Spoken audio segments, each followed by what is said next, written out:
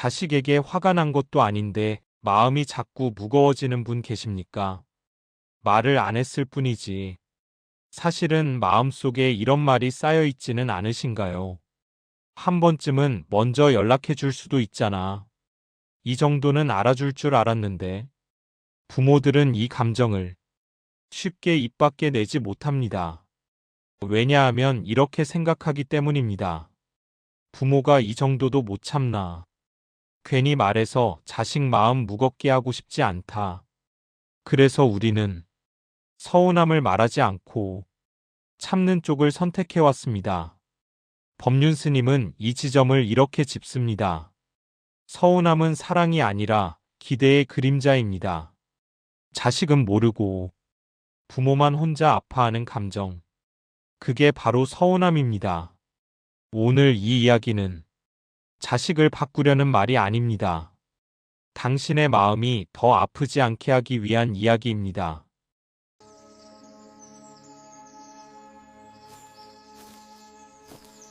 명절이 다가오면 마음 한구석이 무거워지시는 분들 계시죠? 자식들이 올까 안 올까? 전화기만 들여다보다가 막상 이번엔 못 갈 것 같아요 하는 말 한마디에 그래. 그러면 어쩔 수 없지 하면서도 하루 종일 마음이 무너지는 경험 말입니다. 괜찮다고 말은 했는데 정작 혼자 남은 식탁 앞에서 한숨만 나오는 그 순간 있으시죠? 전화 한 통 없는 날이 이틀, 사흘 지나가면 바쁘겠지 하면서도 자꾸 핸드폰을 확인하게 됩니다. 먼저 전화하자니 괜히 부담 줄까봐 망설여지고 안 하자니 서운한 마음이 자꾸 쌓입니다. 그러다 일주일쯤 지나서 자식이 전화하면 그래 잘 지내냐? 하고 아무렇지 않은 척하지만 전화 끊고 나면 또 혼자 마음앓이를 합니다. 왜 이럴까요? 왜 우리 마음은 이렇게 아픈 걸까요? 생일날 자식들한테 생일은 별거 아니니까 신경 쓰지 마 했는데 정작 그날이 되면 자꾸 문자라도 올까 기다리게 됩니다. 저녁 때쯤 되어서야 엄마 생신이었네. 미안해요 하는 메시지 받으면 아니야, 괜찮아, 답장은 하지만 가슴 한편이 텅 빈 것처럼 허전합니다.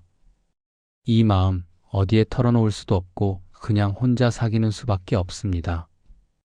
부모 마음속에 가장 많이 쌓이는 감정이 뭔지 아십니까? 바로 서운함입니다. 화도 아니고 미움도 아니고 서운함입니다. 자식이 일부러 그런 건 아니라는 걸 알면서도 머리로는 이해가 되는데 마음은 자꾸 아픕니다. 여러분, 우리 세대가 어떻게 살아왔습니까? 부모 노릇하려면 참아야 한다고 배웠습니다. 내 감정보다 자식 뒷바라지가 먼저였습니다. 배고파도 자식 먼저 먹이고 아파도 병원비 아껴서 자식 학원비 댔습니다. 그렇게 수십 년을 살아왔는데 이제 자식들 다 키워놓고 나니 뭐가 남았습니까? 말하지 못한 기대들만 마음속에 켜켜이 쌓여 있습니다. 나도 한 번쯤은 챙겨주면 좋겠어 라는 말 한 번도 못 해봤습니다. 명절에는 꼭 왔으면 좋겠어 라는 말도 못 했습니다. 가끔은 전화해서 안부 좀 물어봐 줘라는 말도 차마 못 꺼냈습니다. 왜요? 부담 줄까봐, 귀찮게 할까봐, 자식한테 짐이 될까봐 그냥 삼켰습니다. 그런데 이 감정들은 사라지는 게 아닙니다. 표현되지 못한 채 마음속에 남아서 굳어집니다. 처음엔 괜찮아, 이해해야지 하면서 넘어갑니다. 한 번, 두 번, 세 번. 그렇게 참다 보면 어느 순간 그 서운함이 마음 한가득 차오릅니다. 그러다 어느 날 자식이 엄마, 밥 먹었어요? 라고 안부 전화를 해도 응, 먹었어 하고 퉁명스럽게 대답하게 됩니다. 자식은 뭐가 잘못됐는지도 모릅니다. 본인은 평소처럼 전화했을 뿐인데 엄마 목소리가 왜 차갑게 느껴지는지 이해를 못합니다. 그러면 엄마 왜 그래요? 무슨 일 있어요? 하고 물어보는데 그때도 아니야, 아무 일 없어 하고 넘어갑니다. 왜 그럴까요? 정작 서운한 이유를 설명하려면 너무 많은 말이 필요하기 때문입니다. 어디서부터 어떻게 말해야 할지 모르겠고 또 말한다고 해서 자식이 이해할 것 같지도 않습니다. 그래서 그냥 괜찮아라고 또 삼킵니다. 부모니까 이해해야 한다고 생각합니다. 자식들도 바쁘게 산다는 거 압니다. 직장 생활 힘들고 아이들 키우느라 정신없다는 것도 압니다. 그러니까 내가 참으면 되겠지, 내가 이해하면 되겠지 하는 겁니다. 하지만 참는다고 해서 그 감정이 없어지는 게 아닙니다. 오히려 더 깊이 박힙니다. 어떤 분은 이렇게 말씀하십니다. 스님, 저는 자식한테 아무것도 바라지 않아요. 그냥 건강하게만 살면 됩니다.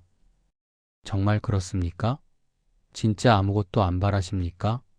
그렇다면 왜 명절 때 자식이 안 온다고 하면 마음이 무너집니까? 왜 전화 한 통 없으면 서운합니까? 아무것도 안 바란다는 건 거짓말입니다. 본인도 모르는 사이에 기대하고 있는 겁니다. 기대를 한다는 게 나쁜 건 아닙니다. 자식한테 사랑받고 싶고 챙김받고 싶은 건 당연한 마음입니다. 문제는 그 기대를 말로 표현하지 못한다는 겁니다. 입 밖으로 꺼내지 못하고 마음속에만 담아두니까 자식은 전혀 모르고 부모만 혼자 상처받는 겁니다. 그렇게 서운함은 쌓입니다. 한 달, 1년, 몇 년. 세월이 갈수록 그 무게는 더 무거워집니다. 어떤 날은 자식 생각만 해도 눈물이 납니다. 사랑하는데 왜 이렇게 마음이 아픈지 모르겠습니다. 보고 싶은데 전화하기가 어렵습니다. 얼굴 보고 싶은데 먼저 오라고 말하기가 힘듭니다. 서운함이 쌓이면 관계가 어색해집니다. 자식과 통화할 때도 무슨 말을 해야 할지 모르겠고 만나도 어색하기만 합니다. 예전에는 그렇게 많은 이야기를 나눴는데 이제는 잘 먹고 다녀, 건강 챙겨 이런 말밖에 안 나옵니다. 마음속엔 하고 싶은 말이 수백 가지인데 정작 입 밖으로는 하나도 나오지 않습니다. 여러분, 그 서운함 정말 참고 넘겨야 할 감정일까요? 평생 마음속에 담아두고 혼자 알아야 할 감정일까요? 아닙니다. 그건 여러분이 짊어져야 할 짐이 아닙니다. 서운함은 병입니다. 말하지 못한 감정이 몸과 마음을 병들게 하는 겁니다. 이 병을 치료하려면 먼저 그 서운함의 정체가 뭔지 정확히 알아야 합니다. 서운함이라는 감정, 이게 대체 어디서 오는 걸까요? 왜 우리는 자식한테만 이렇게 서운할까요? 길에서 모르는 사람이 인사 안 한다고 서운하지 않습니다. 이웃집 아주머니가 전화 안 한다고 마음 아프지 않습니다. 그런데 유독 자식한테만 이런 감정이 생깁니다. 왜 그럴까요? 제가 수십 년간 많은 분들의 고민을 들으면서 깨달은 게 있습니다. 서운함은 사랑에서 오는 게 아닙니다. 기대에서 옵니다. 우리가 자식을 사랑하는 건 맞습니다.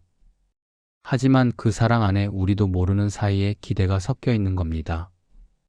이만큼 해줬으니 이 정도는 해주겠지 이런 기대 말입니다. 입 밖으로 말하진 않았지만 마음속으로는 계산하고 있는 겁니다. 내가 몇십 년을 희생했으니 이제 조금은 나를 챙겨주겠지. 내가 이렇게 키워줬으니 명절쯤은 찾아오겠지. 이런 기대들이 쌓여 있습니다. 여러분 살아온 시절 한번 돌아보십시오. 언제부터 자식 뒷바라지를 시작했습니까? 결혼하고 첫 아이 낳았을 때부터입니다. 아니, 그보다 더 일찍 시작했을 수도 있습니다. 시집살이 하면서 남편 뒷바라지, 시부모님 모시기, 거기다 아이까지 낳아 키우느라 본인 인생이라는 게 없었습니다. 아침 일찍 일어나 밥 짓고 아이들 학교 보내고 남편 출근시키고 집안일하고 또 저녁 준비하고 하루하루가 그렇게 흘러갔습니다. 그 와중에도 아이가 아프면 밤새 간호하고 시험 기간이면 새벽까지 공부하는 거 곁에서 지켜보고 대학 합격하면 내 일처럼 기뻐하고 그렇게 살았습니다. 본인이 뭘 좋아하는지 뭘 하고 싶은지 생각해 볼 여유도 없었습니다.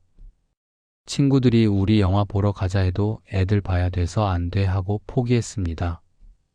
옷 하나 사려고 해도 애들 옷부터 사야지 하면서 본인 것은 뒤로 미뤘습니다. 아프면서도 병원 안 가고 참았습니다. 병원비 아껴서 애들 학원비 대야 했으니까요. 그렇게 몇십 년을 살았습니다. 젊을 때는 힘든 줄도 몰랐습니다. 그게 부모 도리라고 생각했고 다들 그렇게 산다고 생각했습니다. 주변 사람들도 다 똑같이 살았으니까요. 부모 노릇하려면 참아야지 내 새끼 키우는데 뭐가 힘들어 이런 말들 하면서 버텼습니다. 그런데 이제 자식들 다 키워놓고 나니까 뭔가 허전합니다. 이제는 나를 위해 살아도 되는데 정작 나를 위해 뭘 해야 할지 모르겠습니다. 수십 년간 남을 위해서만 살았더니 나라는 사람이 뭘 좋아하는지도 잊어버렸습니다. 이쯤 되면 자식들한테 기대하게 됩니다. 당연합니다. 이제는 나도 좀 챙겨줬으면 좋겠어. 이런 마음이 생기는 게 이상한 일이 아닙니다. 근데 이 마음을 어떻게 표현합니까? 그동안 평생 참고 살았는데 이제 와서 나 챙겨줘 이런 말이 입에서 나올 리가 없습니다. 그래서 그냥 마음속으로만 기대합니다. 알아서 해주겠지, 눈치껏 하겠지 이렇게 생각합니다. 자식이 효자, 효녀면 당연히 부모 마음 알아서 챙길 거라고 믿습니다. 문제는 여기서 시작됩니다. 자식들은 모릅니다. 부모가 뭘 원하는지 전혀 모릅니다. 왜요? 한 번도 말로 표현한 적이 없으니까요. 자식들은 그저 엄마는 괜찮다고 했는데 뭐 하고 넘어갑니다. 별일 없다고 하시는데 뭐 문제 있겠어? 하고 생각합니다. 부모는 명절에 왔으면 좋겠다는 마음이 간절한데 입으로는 바쁘면 오지 마, 괜찮아 이렇게 말합니다. 자식은 그 말을 그대로 받아들입니다. 엄마가 괜찮대. 그럼 이번엔 안 가도 되겠네 이렇게 됩니다. 그럼 부모는 서운해집니다. 내가 괜찮다고는 했지만 그래도 와야 하는 거 아냐? 그 정도 눈치도 못 채? 이게 바로 기대와 현실의 차이입니다. 부모는 말하지 않아도 알아주길 기대하고 자식은 말하지 않으면 모릅니다. 그 사이에서 서운함이 자랍니다. 여러분, 자식한테 진짜로 바라는 게 뭡니까? 곰곰이 생각해 보십시오. 돈 많이 벌어오는 거 아닙니다. 출세하는 것도 아닙니다. 여러분이 진짜 원하는 건 마음입니다. 엄마 생각했어 이 한마디 요즘 어떻게 지내세요? 이 한 통의 전화 명절인데 당연히 가야죠. 이런 태도 이게 여러분이 원하는 겁니다. 행동이 아니라 마음을 바라는 겁니다. 그런데 이 마음이라는 건 눈에 안 보입니다. 돈은 얼마를 줬는지 셀 수 있고 선물은 뭘 받았는지 확인할 수 있는데 마음은 측정이 안 됩니다. 그래서 더 힘듭니다. 나를 생각하는 마음이 있었으면 당연히 전화했을 텐데 이렇게 생각합니다. 전화 안 온 건 나를 안 생각한다는 증거처럼 느껴집니다. 하지만 자식 입장에서는 진짜 바빠서 못했을 수도 있습니다. 깜빡했을 수도 있습니다. 나중에 하려다가 시간이 늦어졌을 수도 있습니다. 그런데 부모는 이미 상처받았습니다. 바쁘면 얼마나 바빠? 전화 한 통 못할 정도로? 이렇게 생각하면서 서운함이 쌓입니다. 자식은 자기가 뭘 잘못했는지도 모릅니다. 나중에 전화했는데 엄마 목소리가 차갑습니다. 왜 그러세요? 물어보면 아니야, 아무것도 아니야 하고 넘어갑니다. 이게 반복되면 관계가 멀어집니다. 부모는 말 안 하고 속으로만 사귀고 자식은 뭐가 문제인지 모르고 그냥 넘어가고 그러다 보면 서로 간에 벽이 생깁니다. 제가 만난 어떤 어머니는 이런 말씀을 하셨습니다. 스님, 제가 요즘 애들한테 전화하기가 무섭습니다. 전화하면 또 서운할까 봐요. 차라리 안 하는 게 나을 것 같습니다. 이 정도까지 가면 정말 심각한 겁니다. 자식 목소리 듣는 게 두려워지는 지경까지 온 겁니다. 기대라는 건 표현되지 않을수록 실망으로 변합니다. 내가 기대하는 걸 상대가 모르면 그 기대는 절대 충족될 수 없습니다. 충족되지 않은 기대는 실망이 되고 실망이 쌓이면 서운함이 됩니다. 여기서 중요한 걸 하나 깨달아야 합니다. 서운함은 상대의 잘못이 아니라는 겁니다. 자식이 나쁜 아이라서 그런 게 아닙니다. 자식이 부모를 사랑하지 않아서 그런 것도 아닙니다. 단지 내 기대를 몰랐을 뿐입니다. 그럼 이제 뭘 해야 할까요? 자식한테 내 기대를 말해야 할까요? 나는 내가 이렇게 해줬으면 좋겠어. 이렇게 표현해야 할까요? 그것도 방법이긴 합니다만 그보다 더 근본적인 해결책이 있습니다. 기대 자체를 들여다보는 겁니다.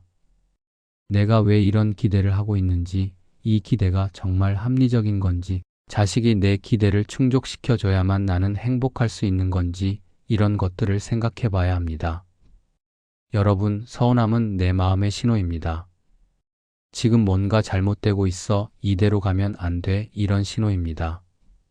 이 신호를 무시하고 계속 참기만 하면 병이 됩니다. 다음 시간에는 이 서운함이 쌓이고 쌓여서 결국 어떤 병이 되는지, 그게 우리 몸과 마음에 어떤 영향을 미치는지 구체적으로 살펴보겠습니다. 말하지 못한 감정은 사라지지 않습니다.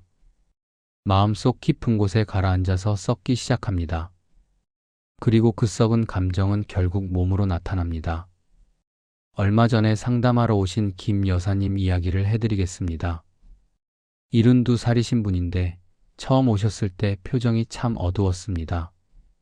스님, 요즘 자꾸 짜증이 납니다. 이유도 없이 화가 나고 밤에 잠도 안 오고 자식 생각만 하면 가슴이 답답합니다. 천천히 이야기를 들어보니까 이런 사연이었습니다. 아들이 하나 있는데 큰 회사에 다닙니다. 몇 달 전에 아들이 부장으로 승진을 했답니다. 그런데 어머니는 그 소식을 한 달이나 지나서 알았습니다. 아들 친구 어머니한테서 들었습니다. 아니, 김 여사님 아드님 부장 됐다면서요? 축하해요. 그때 김 여사님이 얼마나 당황했겠습니까? 아, 네. 감사합니다 하고 겉으로는 웃었지만 집에 오는 내내 눈물이 났답니다. 아들한테 전화를 했습니다. 너 승진했다며? 왜 엄마한테는 말 안 했어? 그랬더니 아들이 뭐라고 했는지 아십니까? 엄마는 나중에 알아도 되잖아요. 바빴어요. 나중에 알아도 된다는 그 말이 가슴에 박혔습니다.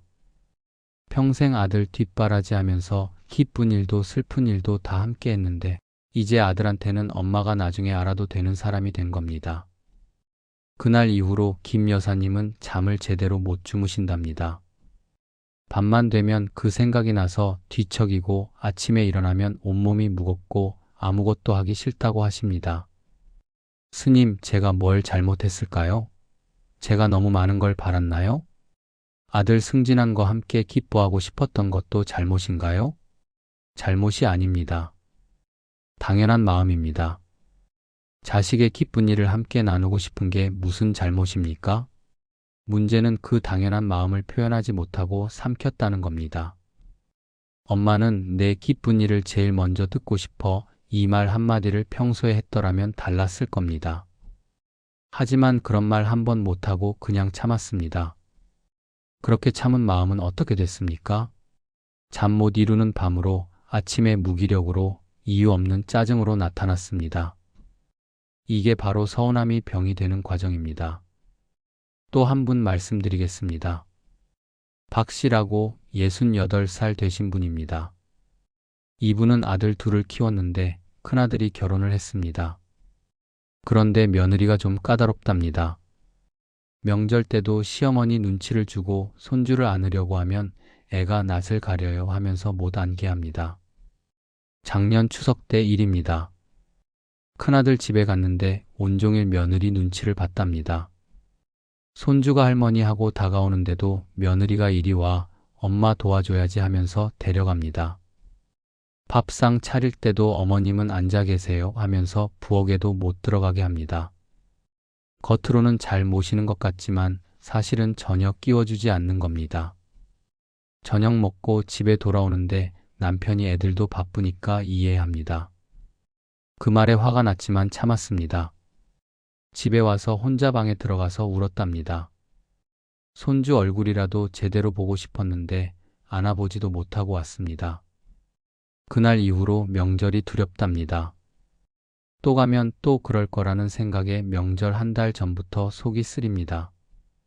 실제로 병원 가서 검사해 봤는데 위염이 생겼답니다. 약을 먹어도 잘 낫지 않습니다. 의사 선생님이 스트레스 받는 일 있으세요? 물으니까 대답을 못 하셨답니다. 어떻게 말합니까? 며느리가 미워서 위염이 생겼습니다. 이렇게 말할 수 있습니까? 스님, 제가 참으면 되겠지 했는데 몸이 말을 안 듣습니다.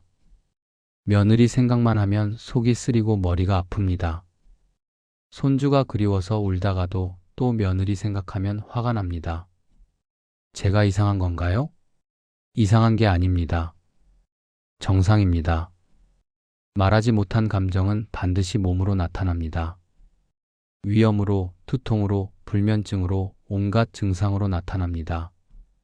여러분도 혹시 이런 경험 있지 않으십니까? 자식 생각만 하면 가슴이 답답해집니다. 전화 오면 반가워야 하는데 오히려 긴장이 됩니다. 또 무슨 말을 할까? 또 서운한 일이 생기진 않을까? 이런 생각에 마음이 불편합니다. 그러다가 정작 자식을 만나면 웃으면서 잘 지내냐? 합니다. 속으로는 하고 싶은 말이 1000마디인데 입 밖으로는 그래, 건강 챙겨 이 말밖에 안 나옵니다. 그리고 헤어지고 나면 또 혼자 후회합니다. 왜 그때 말을 못했을까? 이번엔 꼭 말하려고 했는데. 이렇게 참고 또 참다 보면 어느 순간 자식 얼굴 보기가 힘들어집니다. 보고 싶은데 동시에 보기 싫습니다. 사랑하는데 동시에 원망스럽습니다. 이런 복잡한 감정이 뒤섞이면서 마음이 병들어갑니다. 어떤 분들은 이렇게까지 됩니다. 자식한테 전화 오면 일부러 안 받습니다. 바쁜가 보다 하고 넘어가게 하려고요. 나중에 다시 전화해서 아, 미안해. 전화 못 받어 하고 둘러댑니다. 왜 이럴까요? 자식 목소리 듣기가 무섭기 때문입니다.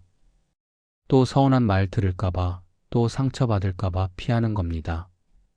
이 정도 되면 관계가 완전히 망가진 겁니다. 서운함을 참는 게 사랑이라고 생각했는데 그게 사랑을 망치고 있었던 겁니다. 밤에 잠 못 이루고 뒤척이면서 자식 생각합니다. 내가 뭘 잘못했나, 어디서부터 이렇게 됐나 생각하다가 새벽이 옵니다. 아침에 일어나면 온몸이 무겁고 기운이 하나도 없습니다. 그런데 남편한테도 이 말을 못합니다. 자식 때문에 잠 못 잤어 이렇게 말하면 또 그 생각하냐? 그냥 잊어버려 이런 소리 들을 게 뻔하니까요. 친구들 만나도 마찬가지입니다. 요즘 자식들이 다 그래 우리 때는 이랬는데 요즘 애들은 달라 이런 위로 아닌 위로만 들립니다. 진짜 내 마음을 이해해주는 사람이 없습니다. 그러니까 더 외롭습니다. 혼자 마켓 갔다가 아이 손잡고 가는 젊은 엄마 보면 눈물이 납니다. 저 엄마도 나처럼 늙으면 저 아이한테 서운함을 느낄까? 이런 생각이 듭니다. 아파트 엘리베이터에서 이웃집 할머니가 손주랑 같이 있는 거 보면 부럽습니다. 나는 손주 얼굴도 제대로 못 보는데 하면서 마음이 아픕니다. 이게 바로 서운함이 쌓였을 때 나타나는 증상들입니다. 우울, 불면, 짜증, 무기력, 외로움, 질투심. 이 모든 게 말하지 못한 감정에서 나옵니다. 더 무서운 건 이게 몸의 병으로까지 이어진다는 겁니다. 스트레스가 쌓이면 면역력이 떨어집니다. 그러면 온갖 병이 생깁니다. 위장병, 두통, 고혈압, 당뇨. 이런 병들이 다 스트레스와 관련 있습니다. 병원 가면 의사 선생님이 스트레스 줄이세요 합니다. 알고 있습니다. 스트레스 줄여야 한다는 거. 문제는 어떻게 줄이느냐입니다. 자식한테 받은 서운함을 어떻게 줄입니까? 여러분, 서운함을 참은 게 사랑이 아니었습니다. 나를 아프게 한 겁니다. 관계를 지키려고 참았는데 오히려 관계를 망쳤습니다. 나를 희생하면 자식이 행복할 줄 알았는데 나만 불행해졌습니다. 이제는 정직해져야 합니다. 내 마음에 정직해져야 합니다. 서운하면 서운하다고 인정해야 합니다. 아프면 아프다고 말해야 합니다. 더 이상 참는 게 미덕이 아닙니다. 그럼 이제 어떻게 해야 할까요? 이 서운함에서 벗어나려면 어떻게 해야 할까요? 많은 분들이 이렇게 물어보십니다. 스님, 자식한테 제 마음을 솔직하게 말하면 될까요? 서운하다고 표현하면 자식들이 바뀔까요? 말할 수도 있습니다. 하지만 그 전에 먼저 해야 할 일이 있습니다. 바로 내 마음을 들여다보는 겁니다. 내가 왜 서운한지, 내가 진짜 원하는 게 뭔지 정확히 아는 게 먼저입니다. 제가 수십 년 동안 많은 분들을 만나면서 깨달은 게 있습니다. 기대를 내려놓으면 병도 가벼워집니다. 서운함이 줄어들면 몸도 마음도 편해집니다. 기대를 내려놓으라고요? 그럼 자식한테 아무것도 바라지 말라는 말씀이세요? 이렇게 묻는 분들 많습니다. 아닙니다. 아무것도 바라지 말라는 게 아닙니다. 불합리한 기대를 내려놓으라는 겁니다. 우리가 자식한테 기대하는 것 중에는 합리적인 것도 있고 불합리한 것도 있습니다. 예를 들어 자식이 건강하게 잘 살았으면 좋겠다. 이건 합리적인 기대입니다. 하지만 자식이 내 마음을 알아서 채워줬으면 좋겠다. 이건 불합리한 기대입니다. 왜 불합리할까요? 자식은 내 마음을 채워주려고 사는 존재가 아니기 때문입니다. 자식도 자기 인생을 살아야 합니다. 직장 다니면서, 가정 꾸리면서, 자기 아이들 키우면서 바쁘게 살고 있습니다. 그 와중에 부모 마음까지 세세하게 신경 쓰기는 힘듭니다. 그럼 부모는 그냥 외롭게 살라는 말입니까? 아닙니다. 외롭지 않게 사는 방법이 따로 있습니다. 자식한테서 위로받으려고 하지 말고 내가 나를 위로하는 겁니다. 여러분, 지금까지 누구를 위해 살았습니까? 남편 뒷바라지, 자식 키우기, 시부모 모시기. 평생 남을 위해 살았습니다. 이제는 나를 위해 살 때가 됐습니다. 진짜 나를 위해서요. 나를 위한다는 게 뭡니까? 이제 와서 뭘 어떻게 합니까? 이렇게 말씀하시는 분들 많습니다. 당연히 막막하실 겁니다. 수십 년간 나를 위해 살아본 적이 없으니까요. 그럼 작은 것부터 시작하십시오. 오늘 하루, 딱 하루만이라도 나를 위해 뭔가 해보는 겁니다.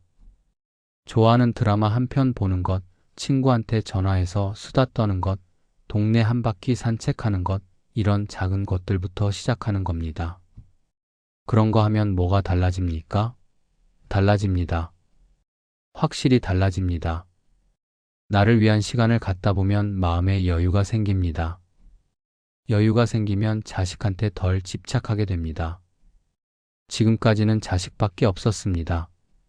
생각할 거리가 자식 일, 걱정할 거리도 자식 일, 기쁜 일도 슬픈 일도 다 자식과 연결돼 있었습니다.